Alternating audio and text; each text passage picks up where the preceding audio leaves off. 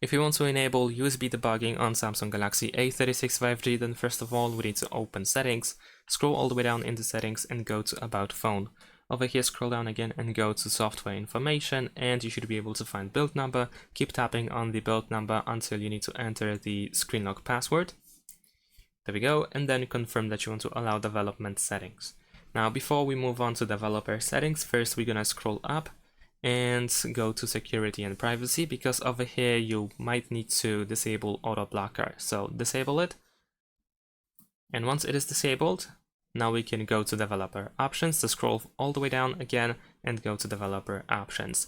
Here scroll down a little bit until you find USB debugging in the debugging section, and now we can tap on the switcher to turn on USB debugging. We also have wireless debugging here, and I think that's pretty much it. Thanks for watching, leave a like and subscribe to my channel, and see you in my next videos. Bye!